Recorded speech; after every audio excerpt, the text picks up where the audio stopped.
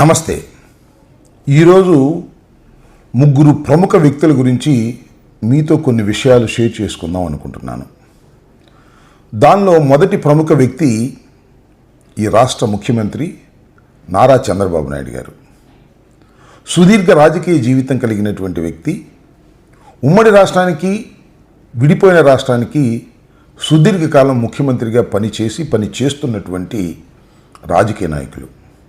చాలా కింది స్థాయి నుంచి అంచెలంచెలుగా ఎదిగి రాష్ట్ర ముఖ్యమంత్రిగా ఇవాళ ఉన్నారు. రాష్ట్ర ముఖ్యమంత్రిగా ఉండటమే కాకుండా దేశ రాజకీయాల్లో కూడా చాలా సందర్భాల్లో కీలక పాత్ర వహించినటువంటి వ్యక్తి నారా చంద్రబాబు నాయుడు గారు. ఆయన వ్యూహాల్లో దిట్ట. అధికారం కోసం ఎంత దూరమైనా వెళ్ళగలడు. అందితే జుట్టు పట్టుకోగలడు, అందకపోతే కాళ్ళు కూడా పట్టుకోగలడు. వ్యూహాల్లో బాబు గారిని మించిన రాజకీయవేత్త బహుశా భారతదేశంలో ఎవరు లేరే అని చెప్పుకుంటారు. అలాంటి వ్యక్తి నారా చంద్రబాబు నాయుడు గారు. ఆయన మొత్తం జీవితాన్ని ఒకటి పరిశీలిస్తే ఒక చిత్రమైనటువంటి విషయం మనం గమనిస్తాం. అదేంటంటే, నందమూరి తారక రామారావు గారు కాంగ్రెస్ పార్టీకి వ్యతిరేకంగా, ఇందిరాగాంధీకి వ్యతిరేకంగా చాలా కసిగా ఆంధ్ర రాష్ట్రంలో 1983లో తెలుగుదేశం పార్టీని స్థాపించారు. అప్పుడు నారా చంద్రబాబు నాయుడు గారు తెలుగుదేశం పార్టీలో లేరు, లేకపోయారు. ఎన్టీ రామారావు గారు ఏ పార్టీ మీద వ్యతిరేకంగా పార్టీని స్థాపించారో ఆ పార్టీలో, కాంగ్రెస్ పార్టీలో చాలా క్రియాశీలకంగా ఆ రోజున నారా చంద్రబాబు నాయుడు గారు ఉన్నారు అని ఒక మాట కూడా అన్నాడు. అప్పుడు ఇందిరాగాంధీ ఆదేశిస్తే మా మామమ్మ గారి మీదైనా పోటీ చేస్తాను అని చెప్పాడు. అంటే లాయల్టీ ఆఫ్ కాంగ్రెస్ పార్టీని ప్రదర్శించే ప్రయత్నం చేశాడు.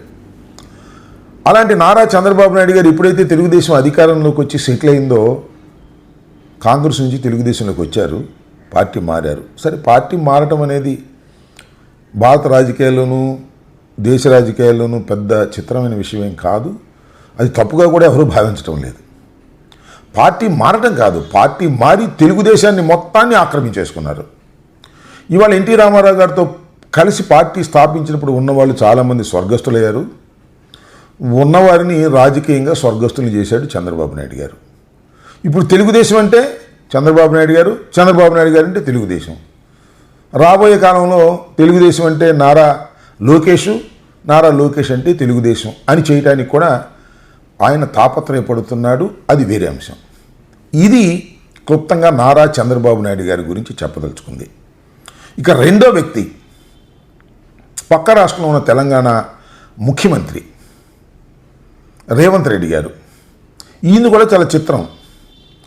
ఆయన తెలుగుదేశంలో ఉన్నారు. చంద్రబాబు నాయుడు గారు పర్మిషన్ తీసుకుని తెలుగుదేశం నుంచి కాంగ్రెస్లోకి వెళ్ళి ఆ కాంగ్రెస్ మొత్తాన్ని ఆక్రమించుకున్నారు. ఆయన కూడా వ్యూహాల్లో దిట్ట. అడ్డదారుల్లో గురువును మించిన శిష్యుడు. ఎందుకంటున్నానంటే, నారా చంద్రబాబు నాయుడు గారి శిష్యుడే రేవంత్ రెడ్డి గారు కూడా. ఈ రేవంత్ రెడ్డి గారు అడ్డగోలుగా, అడ్డదారులో కాంగ్రెస్ పార్టీ ముఖ్యమంత్రి అయిపోయారు. అదృష్టవంతుడు.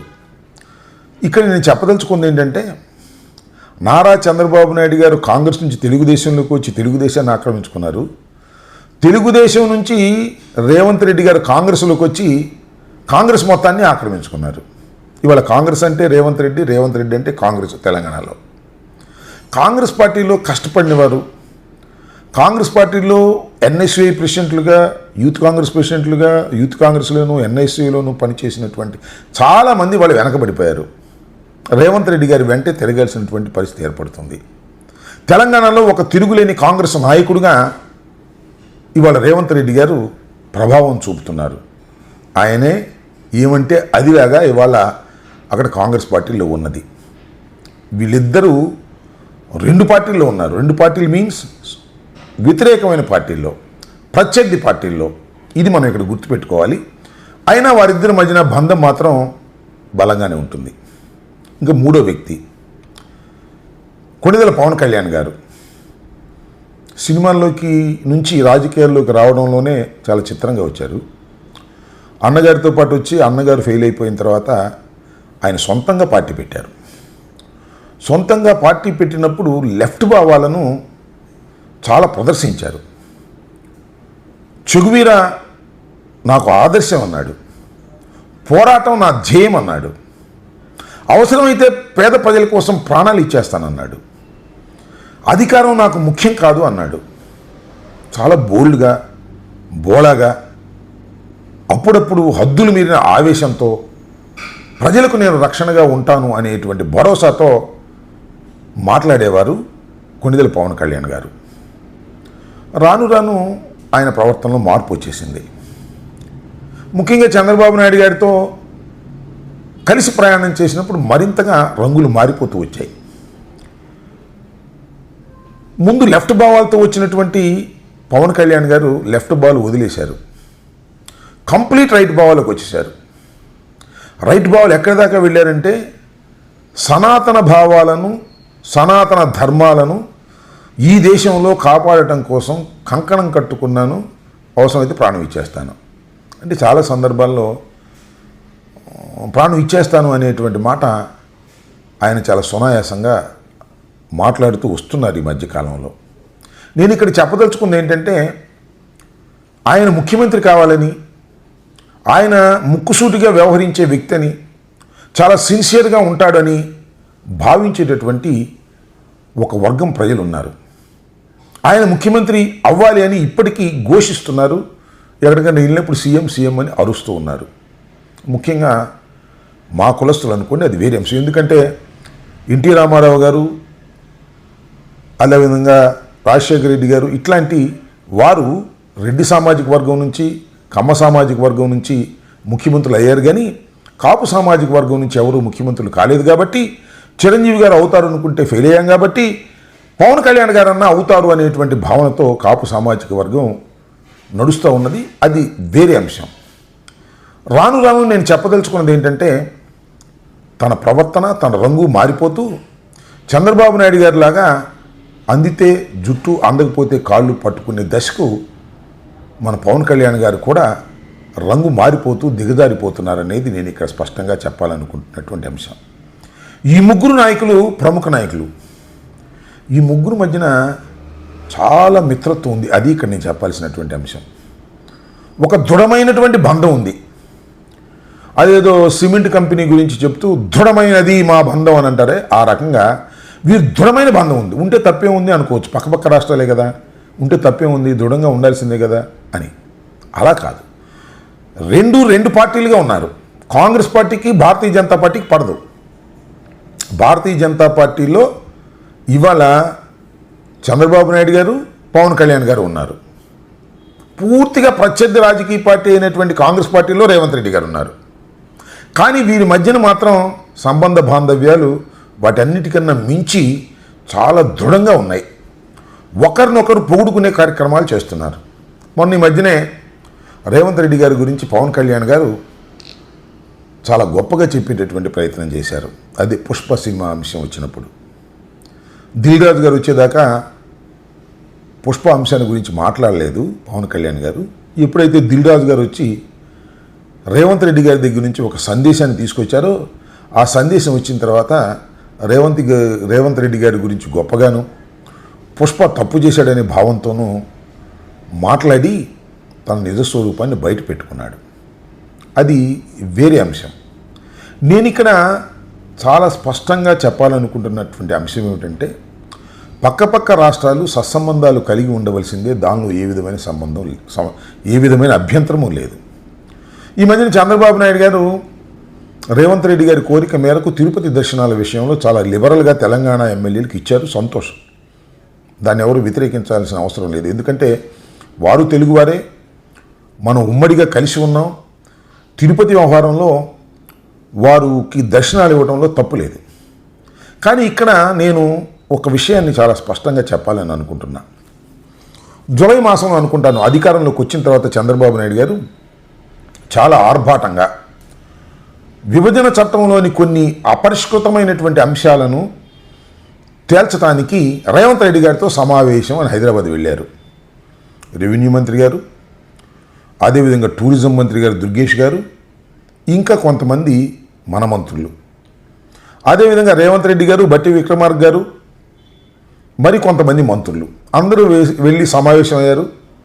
అపరిష్కృతంగా ఉన్నటువంటి సమస్యలన్నీ పరిష్కరిస్తామన్నారు. అప్పుడేమో మరి నాకు తెలిసి ఈ మీడియాలో కూడా వచ్చినాయి, తిరుపతిలో వాటా కావాలన్నారు, కోస్టల్ ఆంధ్రాలో కోస్టులు మాకు ఆ వాటా కావాలన్నారు, ఇంకా చాలా చాలా వాటాలు కావాలని రేవంత్ రెడ్డి గారి ప్రభుత్వం అడిగినట్టుగా మీడియాలో లీకులు వచ్చాయి. సమావేశం చాలా ఘనంగా జరిగింది. చాలా అద్భుతంగా మీడియా పీపుల్ అందరూ కూడా అద్భుతంగా చూపించారు. టీవీలన్నీ ప్రెస్ మీట్ కూడా జరిగింది. సబ్ కమిటీ వేశాం, మళ్ళా సబ్ కమిటీలు కూర్చుని ఈ వ్యవహారాన్ని పరిష్కరిస్తామని చెప్పారు. చెప్పి చాలా రోజులైంది. ఆ అపరిష్కృతంగా ఉన్న సమస్యలు అపరిష్కృతంగానే ఉన్నాయి. ఇదంతా ఒక నాటకీయంగా పరిణామాలు చేయటానికి, రేవంత్ రెడ్డి గారిని కలుసుకోవడానికి మాత్రమే ఈ మీటింగును ఉపయోగించుకున్నారు చంద్రబాబు నాయుడు గారు అనేటువంటి అప్రతిష్ట కూడా చంద్రబాబు నాయుడు గారికి వచ్చింది. ఎందుకంటే ఇంతవరకు ఏ సమస్య పరిష్కారం కాలా. నేను ఇక్కడ చాలా క్లియర్గా చెప్పదలుచుకున్నది ఏమిటి అంటే, రేవంత్ రెడ్డి గారు భారతీయ జనతా పార్టీ వ్యతిరేకమైన కాంగ్రెస్ పార్టీలో ముఖ్యమంత్రిగా ఉన్నా, చంద్రబాబు నాయుడు గారు భారతీయ జనతా పార్టీ కూటమిలో ఉన్నా, వీరి బంధం మాత్రం చాలా బలంగా ఉంటుంది. సరే, చంద్రబాబు నాయుడు గారి గురించి నేను ప్రత్యేకంగా మీకు చెప్పాల్సిన అవసరం ఏమైనా ఉందా? లేదు కదా. ఆయన కాంగ్రెస్తో ఉంటాడు, బీజేపీతో ఉంటాడు, కమ్యూనిస్టులతో ఉంటాడు, ఎవరితో అయినా సమయానుకూలంగా మార్పు చెందగలిగినటువంటి వ్యక్తి. అది ఆయన దగ్గర ఉన్న గొప్పతనం. సరే, పవన్ కళ్యాణ్ గారు అలా కాదని అనుకుంటారు. పవన్ కళ్యాణ్ గారు కూడా అలాగే అయిపోయారనే విషయాన్ని నేను ఇక్కడ చెప్పదలుచుకున్నాను. ఈ ముగ్గురు భావాజాలాలు వేరువేరైనా, ముగ్గురు ప్రత్యర్థి పార్టీల్లో ఉన్నా ఒకరికొకరు, వీరి బంధం మాత్రం చాలా దృఢమైనటువంటి బంధం. ఏమిటి బంధం, ఎందుకు ఈ బంధం అనేది ఇక్కడ మనం అందరూ ఆలోచించుకోవాలి. సాగినంత కాలాలు ఈ బంధాలన్నీ సాగుతూ ఉంటాయి. అధికారంలో ఉన్నప్పుడు మీడియా బ్రహ్మాండంగా సపోర్ట్ చేస్తుంది. అదేవిధంగా రేవంత్ రెడ్డి గారు చాలా గొప్పవాడని పవన్ కళ్యాణ్ గారు పొగుడతాడు, పవన్ కళ్యాణ్ గారు గొప్పవాడని రేపు రేవంత్ రెడ్డి గారు పొగుడతారు. ఇంకొక అంశాన్ని ఇక్కడ గమనించాల్సింది ఏంటంటే, చంద్రబాబు నాయుడు గారి కన్నా భారతీయ జనతా పార్టీ పవన్ కళ్యాణ్ గారిని బాగా చూసుకుంటుందనేటువంటి ఒక ప్రచారం ఉంది. దీనికి కొన్ని ఉదాహరణలు కూడా ఉన్నాయి. మొన్న చంద్రబాబు నాయుడు గారి ప్రమాణ స్వీకారం సందర్భంగా మోడీ గారు వచ్చినప్పుడు, ఆ సందర్భంలో పవన్ కళ్యాణ్ గారిని, చిరంజీవి గారిని రెండు చేతులు పైకెత్తి ఒక ఫోటో ఇచ్చి ఒక సందేశాన్ని కూడా పంపించారు. మాకు చంద్రబాబు నాయుడు పెద్ద ముఖ్యం కాదు, చంద్రబాబు నాయుడు ఎప్పుడైనా మారిపోతుంటాడు, కానీ మాకు పవన్ కళ్యాణ్ గారు చాలా ముఖ్యుడు అనేటువంటి సందేశాన్ని కూడా పంపించారు. అయినా రేవంత్ రెడ్డి గారిని, కాంగ్రెస్ పార్టీ ఎమ్మెల్యేని, ముఖ్యమంత్రిని మరి ఈయన పొగుడుతూనే ఉంటాడు. ఏమిటో ఈ విచిత్రమైన బంధం. ఇది విచిత్రమైన బంధమే కాదు, అపవిత్రమైన బంధం కూడా అని నా అభిప్రాయం. దీన్ని ఉభయ రాష్ట్రాల తెలుగు ప్రజలు తెలుసుకోవాలనేటువంటి ఉద్దేశంతోనే నేను ఈ విషయాలు మీతో డిస్కస్ చేస్తున్నాను. అర్థం చేసుకోగలరని ఆశిస్తున్నాను. ధన్యవాదాలు. Stay aware, stay bold. Like, subscribe and follow at Ambati Rambabu Official for truth and clarity in today's politics.